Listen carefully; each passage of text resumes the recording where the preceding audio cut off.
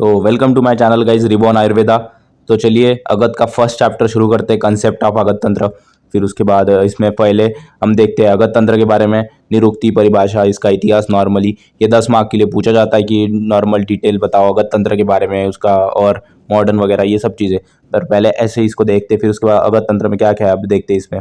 इसका पहले तो निरुक्ति बताई गई कि अगत अगत शब्द गद में अ प्रत्यय लगा के उपसर्ग लगाने के बनाए। फिर उसके बाद परिभाषा इसकी इंपॉर्टेंट है कि वह शाखा जिसमें सर्प, कीट, लूत और मूषक आदि दंश और स्वाभाविक, कृत्रिम व संयोजक विषयों की चिकित्सा का वर्णन हो उसे अगत तंत्र कहते हैं। ठीक है। उसके बाद इसे चरक ने विष गर्भराधिक प्रक्षमन कहा गया है। इसका इतिहास, इसके बारे में आप यहाँ पे पढ़ सकते हैं। फिर उसके बाद विष के बारे में हम देखते हैं। विष की निरुक्ति वैसे ही कि विष शब्द वी धातु से बना है, जिसका अर्थ है शीघ्रता से शरीर में फैल जाए जो। सो इसका मेन श्लोक इंपॉर्टेंट है, और अगत तंत्र का भी जो श्लोक है वो मोस्ट इंपॉर्टेंट है। इसका श्लोक दे के भी क्वेश्चन आ सकता है, लेकिन मैं इसका श्लोक से कि इसका फिर एलिक्यू लिखो, फिर और इससे भी आ सकता है।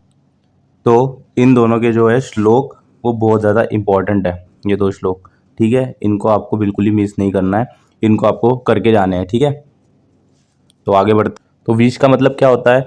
जो द्रव्य शरीर में प्रवेश कर रस आदि धातुओं को दूषित करे वो क्या है? विष कहलाता है। ठीक है, तो ये इसका मतलब। आगे बढ़ते हैं। इसमें बाकी आगे कुछ नहीं, वो क्या कहते हैं, समुद्र मंथन के बारे में बताया गया है। अब one of the most important topic जो एलएक्यू के लिए भी आ सकता है वो है 10 जो है विष के गुण। इसके गुण आपको ये सारे के सारे 10 गुण याद होने चाहिए। लघु, रुक्ष, आशु, विशद, वायवी, तीक्ष्ण, विकासी, सूक्ष्म, उष्ण और अनिद्र और आपिक। जो यहाँ पे देखना लास्ट वाला जो है अनिद्र और आपिक में आचार्य सुश्रुत ने जो है वो आपिक के बारे में बताया है, और आचार्य चरक ने जो है वो अनिद्रिय रस के बारे में बताया है यहाँ पे। बेसिकली इसके आपको नाम जो है वो इम्पोर्टेंट है, नाम तो याद होने चाहिए। बाकी ये कार्य ये तो सिंपल है, इसका तो बारे में आप मन से भी लिख सकते हो या फिर इसको पढ़ लो एक बार, ये इजीली लर्न हो जाएंगे। नेक्स्ट इंपॉर्टेंट है कि विष, मद और ओज की तुलना। ठीक है, विष जो है वो क्या क्या होता है? लघु, रुक्ष, आशु, ये तो हमने अभी पढ़ लिया। ठीक है, ये। और उसके बाद मद, इनके ये होते हैं। ठीक है, इसमें भी लघु, रुक्ष, आशु, विशद, विकासी, तीक्ष्ण, विकासी, सूक्ष्म, उष्ण, निद्रा, आपिक। ठीक है, ये सारे रस है। उसके बाद जो मेन इंपॉर्टेंट बात है कि ओज के गुण जो है इनके बिल्कुल अपोजिट होते हैं। जैसे यहाँ पे लघु, यहाँ पे गुरु है, रुक्ष यहाँ पे स्निग्ध है, अशु यहाँ पे मृदु है। तो ये सारी चीज़ें यहाँ पे जो है वो आती है, इसको आपको भी लर्न करना है। ये सारी लर्न करने वाली चीज़ें, चाहे इसकी आप ट्रिक बना लो। ट्रिक मैं आपको बोलूँगा कि खुद ही बनाया करो, कोई भी जो टॉपिक पढ़ रहे हो ना, इसकी ट्रिक अगर आप दूसरों से देखोगे, चलो एक आइडिया के लिए आप देख सकते हो कि आपको नहीं आ रही, वरना ना कोशिश करो मैक्स टू मैक्स टाइम की ट्रिक खुद बनाओ, वही आपको ज़्यादा देर याद रहेगी। दूसरों की ट्रिक आप भूल जाओगे, खुद की ट्रिक हमेशा याद रहेगी, ये आप देख लेना। ठीक है, तो यही है, यहाँ पे भी यही बताया गया है कि विष और मध्य के गुण जो है वो विपरीत होते हैं ओज के, इसलिए इसको ओज विपरीय कहते हैं। ठीक है, ये एक पॉइंट, तो ऐसे करके आप इसको लिख सकते हो। अब नेक्स्ट इंपॉर्टेंट जो है विष वर्गीकरण। विष वर्गीकरण के लिए यहाँ पे जो दिया है ना, इसको मैं आपको सिंपल में बताता हूँ। पहले दो ऐसे टेबल बनाना जिसमें लिखना अकृत्रिम और कृत्रिम। ठीक है, फिर उसके बाद अकृत्रिम में दो आएंगे, स्थावर और जांगम। ठीक है, फिर उसके बाद जो है कृत्रिम में और दो आएंगे, गर्विष और दूषी विष। ठीक है, बस ये चीज़, बस ऐसे एक टेबल बना देना, एक फ्लो चार्ट बना लेना, आपको इसके अच्छे मार्क्स मिल जाएंगे। ये ज़रूर बनाना। ठीक है, सिर्फ ऐसे लिख के आओगे तो ये नहीं पढ़ेंगे, ये जल्दी ऐसे ज़्यादा से ज़्यादा कोशिश करना, टेबल बनाए, फ्लो चार्ट बनाए, इजीली एग्जामिनर इसके मार्क्स दे देता है, आउट ऑफ मार्क्स दे देता है। तो ये बिल्कुल भूलना नहीं है आपने। ठीक है, बाकी ये मॉडर्न वाला भी आप यहाँ पे देख सकते हैं, इंपॉर्टेंट नहीं उतना, पर थोड़ा बहुत है, आ जाता है वर्गीकरण मॉडर्न और आयुर्वेद दोनों के अनुसार लिखे, तो ये भी आपको देख लेना अच्छे से। ठीक है, कौन से कोरोजिव है, जैसे एसिड होते हैं, सल्फर, अल्काइन वगैरह, ये आगे भी आएंगे चैप्टर्स में। ठीक है, इनके बारे में पढ़ने के लिए। फिर उसके बाद इरिटेंट्स, इनऑर्गेनिक, अर्सेनिक, मर्क्यूरी, और ऑर्गेनिक में स्नेक वेनम वगैरह आएगा। फिर उसके बाद न्यूरोटॉपिक्स में आएंगे धतूरा, ओपियम, और स्पाइनल में आएगा ये। फिर उसके बाद कार्डियक में वस्तनाभ और डिजिटलिस। फिर उसके बाद एक्सफिजिएंट में आएगा CO और CO2। ठीक है, अब नेक्स्ट है हमारा विष के अधिष्ठान। विष के अधिष्ठान में याद रखना क्या है इंपॉर्टेंट है, स्थावर विष और जांगम विष के अधिष्ठान। तो स्थावर विष में देखते हैं। स्थावर विष जो है आचार्य सुश्रुत के अनुसार 10 अधिष्ठान बताए गए हैं और इसकी विष की संख्या कुल 55 बताई गई है। ठीक है, ये श्लोक है। श्लोक भी विष के करने हैं आपने। स्थावर विष और जांगम विष के श्लोक इंपॉर्टेंट है, स्पेशली जांगम विष। कुछ नहीं है, श्लोक बिल्कुल आसान है। इस श्लोक करोगे इससे आपको इसके अधिष्ठान भी इजीली हो जाएंगे, जैसे मूल, पत्र, फल, पुष्प, त्वक। देखना ऐसे ही चलता है, शीर एवं। ठीक है, यही सारी चीज़ें इस श्लोक में भी है। तो ये करोगे आपको श्लोक इजीली लिख सकते हो, तो बहुत ज़्यादा कोई डिफिकल्ट काम नहीं है। ठीक है, जैसे अब देखना मूल। मूल क्या है, इसका उदाहरण, इसकी संख्या जो है 8 होती है। ठीक है, स्थावर विष के मूल में 8 प्रकार के, उनसे उनसे कनेर, ठीक है, शुंगी, कूज, सुगधा। ठीक है, ये फिर उसके बाद लीफ 5 होते हैं, वृक्ष, पत्रक, विदारी, लंब इत्यादि। ठीक है, फिर उसके बाद फल में मदन फल, ठीक है, रेचनक, फल गुज्जा इत्यादि के फ्रूट्स आएंगे। ठीक है, फिर उसके बाद पुष्प में वेत्र, कदम, अरंभ ये आएंगे। त्वक और सार और निर्यास में 7 होते हैं इसके अधिष्ठान की संख्या। फिर उसके बाद इसमें ये पढ़ लेना 3 मिलाकर। ठीक है, तो ये बेसिकली सारे उदाहरण है, ये आपको आने चाहिए, एक एक दो दो कम से कम आपको आने चाहिए। फिर उसके बाद शीर में स्नूही है, अर्क है, धातु में हड़ताल है, कंद में वसनाभ है, कालकूट है, शूनक है, महाविष है इत्यादि। ठीक है, ये भी चीज़ आसान है, बस आपको इसका भी ट्रिक बना लो, इसको याद कर लो, बस यही है। इसको आपको रट्टे लगाने के अलावा, याद करने के अलावा और कोई ऑप्शन नहीं है इसमें, ये तो आपको करना ही पड़ेगा। उसके बाद आता है जांगम विष। जांगम विष के अधिष्ठान कौन से होते हैं, इसका भी श्लोक इंपॉर्टेंट है। आचार्य सुश्रुत ने इसके देखो 16 अधिष्ठान बताए गए हैं। ठीक है, और इसका श्लोक जैसे तत्र दृष्टानी। ठीक है, यहाँ पे ये तत्र दृष्टानी लिखा हुआ है, तत्र दृष्टानी। ठीक है, निश्वास, दंठा, ये सारे ये फिर यही ऐसे ही आएगा बिल्कुल श्लोक जैसे ये नाम है ना। बस इतना ही कर लो, आपके लिए बहुत है। श्लोक आपको मैं एक्स्ट्रा करने के बोल ही नहीं रहा हूँ, ये नाम याद कर लो, उससे श्लोक याद हो जाएगा। ठीक है, उसके बाद इसके उदाहरण, जैसे दृष्टि से कौन सा इसका उदाहरण दे सकते हैं कि जो दिव्य सांप होते हैं उनके नज़र मात्र से ये विष आ जाता है अपने अंदर। ठीक है, दिव्य सांपों के सांस से भी, ठीक है, ये आ जाता है विष अपने अंदर। फिर उसके बाद दृष्टा, ये तो पता ही है, सांप, कुत्ता, बंदर, सुअर, सिंह सबके काटने से होता है विष। फिर उसके बाद नख, ठीक है, ये भी सबके उससे होता है। मूत्र, छिपकली का, इसका मूत्र। ठीक है, फिर उसके बाद पुरुष जो है ये भी छिपकली का, विचटक का। फिर उसके बाद शुक जो है, सीमन जो है, मूषक का, चूहे का चूक जो है, ये विष होता है। लाला जो है, सलाइवा जो है, मकड़ी की सलाइवा आपको पता ही है। ठीक है, फिर उसके बाद आर्तव जो है, मेंस्ट्रुअल ब्लीड, ये लूता का, मकड़ी का, ये भी। फिर उसके बाद मुख संदेश जो है, माउथ स्टिंग जो है, ये मक्खी। ठीक है, लीच, ये जो कीड़े वगैरह है, इसका है। ठीक है, फिर उसके बाद वेनामियस पार्ट्स कौन से विषागत, चित्रक, सुरखा मुख, इनका होता है। ठीक है, फिर उसके बाद तुंड। ठीक है, ये कौन सा होता है, कीटाणु। फिर उसके बाद शतपदी। ठीक है, फिर उसके बाद अस्थि, बोन किसके, सर्प की हड्डी होती है जहरीली। फिर उसके बाद पित्त जो है वो कुछ मछलियों और कीट का। फिर उसके बाद शुक जो है, हेयर जो है, मधुमक्खी का, बेर का। फिर उसके बाद विश्व का, डंक का। ठीक है, फिर उसके बाद शव जो है, डेड बॉडी, मृत सांप की या कीट की शरीर जो है वो जहरीला होता है। ये भी जांगम विष जो है ईजी है, बस आपको ये नाम याद होने चाहिए 16 के 16। ठीक है, अधिष्ठान जो है। अब नेक्स्ट जो है route of administration of poison. ये ना one of the most important topics है, क्योंकि ये आपको बहुत सारी जगह आएगा और ये बिल्कुल ना इसको याद करके रखो, ये फार्माकोलॉजी में भी आता है। ठीक है, तो ये है इम्पॉर्टेंट। तो इसमें क्या क्या है, पहले तो ये देखो, रूट डिटरमाइन, जिसकी बायोअवेलेबिलिटी ज़्यादा होगी, मतलब जो पॉइजन जिस रूट से ज़्यादा जल्दी ब्लड में मिक्स हो जाएगा, सर्कुलेटरी सिस्टम में चले जाएगा, उतना ज़्यादा वो बायोअवेलेबिलिटी होगी उसकी, और उतना ही उसका लेटेंसी पीरियड होगा, कितना देर तक वो विष का जो है वो पॉइजनस रह सकता है, मतलब समझ रहे हो ना। फिर उसके बाद इसमें देखते हैं 2 प्रकार के होते हैं, एंट्रियल रूट्स और उसके बाद पैराएंट्रियल रूट। जो एंट्रिया मतलब जो है वो इंटेस्टाइनल, मतलब जीआई के रिलेटेड चीज़ होती है। ठीक है, और पैरेंट्रियल मतलब बाईपास कर देता है जीआई रूट्स को, डायरेक्टली ब्लड में जाता है। ठीक है, ओरल रूट्स जो हम गोली वगैरह खाते हैं। ठीक है, और इसमें आयुर्वेदिक में अगर देखा जाए तो यही बोला गया है इन चीज़ों के बारे में कि जो है पुराने ज़माने में जो है विष जो है खाने की चीज़ों में ज़्यादा देख देते थे, क्योंकि वो इजीली जो है कंज्यूम हो जाए और पता भी ना चले। फिर उसके बाद ऐसे ही यही ओरल रूट हुआ ना, ये मोस्ट कॉमन होता है। ठीक है, मतलब गोली कोई विष वाली। ठीक है, इसके बाद जो है इंक्लूड सबलिंगुअल भी है, मतलब टंग के नीचे भी रख के वो वाली भी आती है। फिर उसके बाद इससे ये क्या है, ये तो बहुत ज़्यादा और भी ज़्यादा फास्ट एक्शन करती है। इसमें तो फर्स्ट पार्ट इफेक्ट जो है, मतलब जो गोली हम लेते हैं उसके तो बहुत सारी चीज़ों के बाद वो जाके लीवर में जाएगा, फिल्टर होगा, उसके बाद होगा। लेकिन जो सबलिंगुअल है वो डायरेक्ट ब्लड में चली जाती है, हार्ट में चली जाती है डायरेक्टली। रेक्टल रूट जो है एनस से दी जाती है, हमें पता है बस्ती वगैरह हम देते हैं, वो उससे भी विष दिया जा सकता है क्योंकि वहाँ से रैपिड एब्जॉर्प्शन होता है। फिर हम पढ़ते हैं पैराएंट्रियल रूट्स, इसमें क्या आता है, इनहेलेशन के थ्रू फास्ट गैसेस वगैरह जो है डायरेक्टली लंग्स में जाती है, फिर उसके बाद लंग्स से डायरेक्टली ब्लड में जाएगी और फैली जाएगी। फिर उसके बाद इंट्रावेनस जो है, इंट्रावेनस इंजेक्शन के थ्रू कोई हमें पॉइजन दे सकता है, जिसकी इसकी तो 100% बायोअवेलेबिलिटी होती है। फिर उसके बाद इंट्रामस्कुलर जो है डीप मसल में दिया जाएगा। इंट्राडर्मल जो है जो बेसिकली बिलो स्किन, ठीक है। फिर उसके बाद सबक्यूटेनस जो है फैटी टिश्यूज़ वगैरह में दिया जाता है।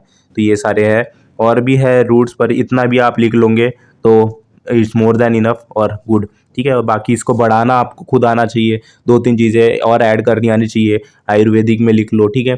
फिर उसके बाद उसको ये मॉडर्न वाला अलग से लिख लो, ऐसे थोड़े करके 1-2 पेज तो आपके आराम से आप 2-3 पेज भर सकते हो इससे।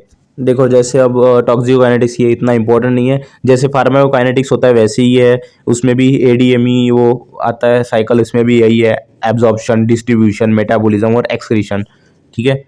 ये आप खुद ही पढ़ सकते हो। जैसे पॉइजन जो है कैसे एक्ट होता है, कैसे प्रोसीजर है उसकी, पॉइजन कैसे फैलता है बॉडी में और कहाँ से निकलता है, फिर एक्सक्रीशन हो जाता है उसका।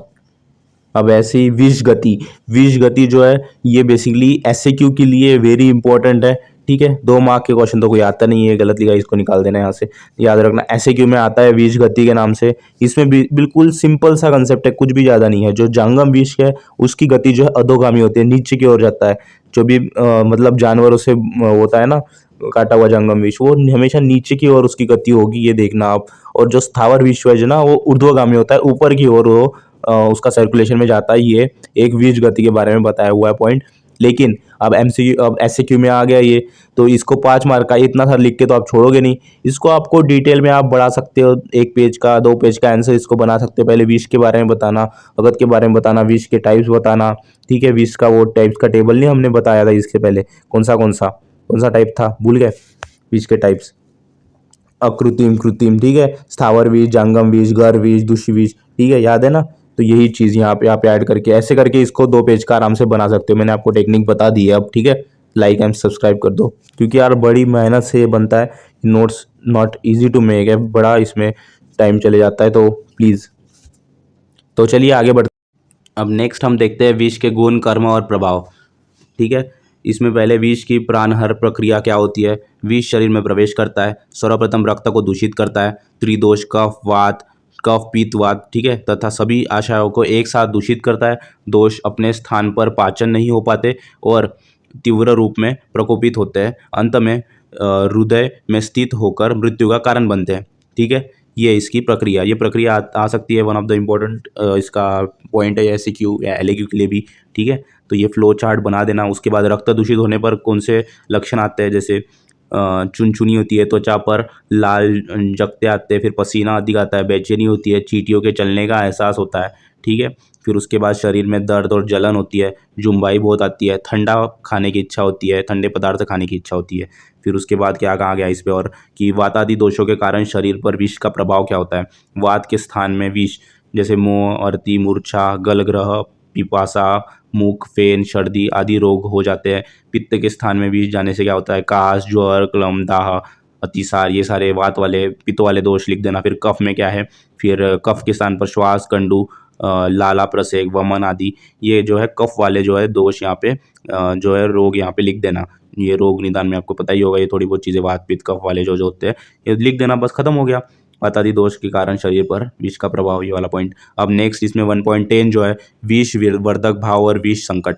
विष संकट जो है ये क्या होता है, जब विष की घातकता बढ़ाने वाले कई कारण एक साथ मिल जाए, ठीक है, तो उसे विष संकट कहते हैं। मतलब बहुत सारे कारणों के वजह एक साथ आने के बाद जो है विष का संकट उत्पन्न होता है कि वो एकदम खतरनाक लेवल पे चले जाता है। जैसे इसके बाद जो है रोगी के जीवित बचने की संभावना 100 में से 1 होती है, मतलब 1% चांसेस होते हैं, क्योंकि बहुत सारे इसमें आते हैं। इसका 5 मार्क के लिए 100% एक विष संकट आ सकता है ऐसे क्यों।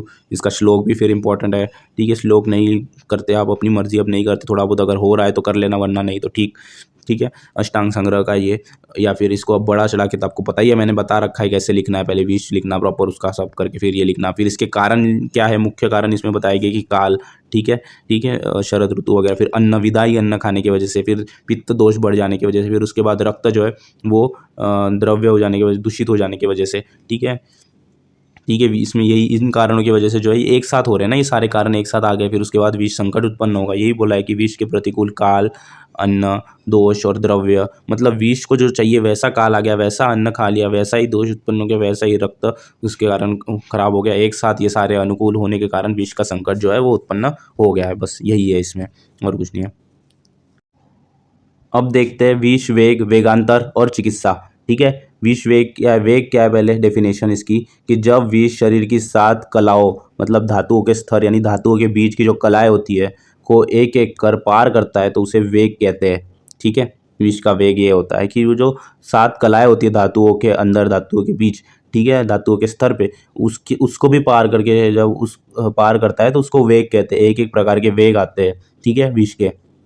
अब वेगांतर क्या है? एक कला से दूसरी कला में जाने के लिए जो टाइम लगता है उसको उसको ही वेगांतर कहते हैं। यानी वायु के प्रभाव से विष को एक कला से दूसरी कला में जाने में जो समय लगता है उसे वेगांतर कहते हैं। अब एक एक करके हम मनुष्य, पशु और पक्षियों के वेगों को देखते हैं। मनुष्यों के वेग आपको थोड़े बहुत तो पता होने चाहिए, जैसे रस धातु दूषित होने से मोह, प्रसेक, तृष्णा आ सकती है। रक्त धातु से कंप हो सकता है। मांस धातु से कंडू, शोथ हो सकता है। ठीक है। और फिर दोष के प्रकोप से वमन, दाह, अंगों में भारीपन। फिर उसके बाद दोष की दृष्टि से आंखों के आगे अंधेरा। फिर उसके बाद हिक्का। ठीक है। फिर उसके बाद स्कंद भंग। फिर उसके बाद जो है श्वास अवरोध और मृत्यु, ये हो सकता है। फिर पशुओं के वेग से शरीर में उनकी पीड़ा आएगी, शरीर का कंपन होगा। फिर उसके बाद भोजन के प्रति उदासीनता। फिर उसके बाद जो है श्वास गति बढ़ना और मृत्यु। फिर उसके बाद पक्षियों में क्या आएगा? पहले तो धानमन, फिर उसके बाद ध्याई, मतलब क्या कहते हैं इसको भ्रम वगैरह कह सकते हैं। फिर उसके दूसरा वेग क्या है? चक्कर आना, अंगों का ढीला बढ़ना। फिर लास्ट में मृत्यु हो जाएगी चौथे वेग में ही। तो बेसिकली मनुष्य के 8 वेग होते हैं ये सारे, और पशुओं में तो 4 वेग में ही हो जाता है। फिर उसके बाद इसकी अगर चिकित्सा हमें देखनी हो तो उसमें क्या देखेंगे हम? ठीक है। स्थावर विष के वेगानुसार चिकित्सा देखते हैं कि प्रथम वेग जो आता है, यानी मोह, प्रसेक, ठीक है, ये सब चीज़ें अगर आती है, तृष्णा वगैरह, तो प्रथम वेग की चिकित्सा में क्या करना है? शीतल जल, वमन, घी युक्त अगत पान करना है। ठीक है। फिर उसके बाद द्वितीय वेग में जिसमें कंप वगैरह आते हैं उसमें क्या करना है? वमन के बाद विरेचन करना है। तृतीय वेग में जो है वो नस्य करना है, अंजन करना है, क्योंकि उसमें कंडू, शोथ वगैरह होता है। चतुर्थ वेग में क्या है? आंख में देह वगैरह, देह में क्या होता है? भारीपन वगैरह उत्पन्न होता है, दाह वगैरह उत्पन्न होता है, उसके लिए क्या करना है? स्नेह। ठीक है, मिश्रित अगत। फिर उसके बाद पंचम वेद में क्या है? मधु, क्वाथ और शहद युक्त। पंचम वेग में क्या होता था? आंखों के लिए होता था, आंखों के आगे अंधेरा। ठीक है, दृष्टि दोष जो होता है। फिर उसके बाद जो है षष्ठ वेग में क्या है? अतिसार की चिकित्सा, अवपीडनस्य, ये सब करना है। फिर उसके बाद सप्तम वेग में क्या है? काकपद। सप्तम वेद काकपद, ये हमने इसमें भी देखा है, इसके क्वेश्चंस में काकपद के बारे में। क्रो फूट इंसिजन, सिर पर बनाकर जो है उसमें रक्त मिश्रित मांस का रखना और अवपीड़ित नस्य देना, ये होता है काकपद। इसके बारे में डिटेल में आप लिख सकते हो अगर पेपर में पूछा जाए तो, यही थोड़ा बहुत बड़ा चढ़ा के। यही कुछ चिकित्सा। इसके बाद वाले वेगों में तो कोई चिकित्सा नहीं होगी, इसमें डायरेक्ट वेग बढ़ गया ज़्यादा तो फिर मृत्यु ही है। ठीक है, 8वें वेग में तो मृत्यु ही है, इसीलिए आचार्य सुश्रुत ने इसमें कुछ नहीं बताया। और लेकिन आचार्य चरक ने इसके पलाश, बीज और मयूर पित्त के बारे में बताया गया है, इसको देना चाहिए 8वें वेग में।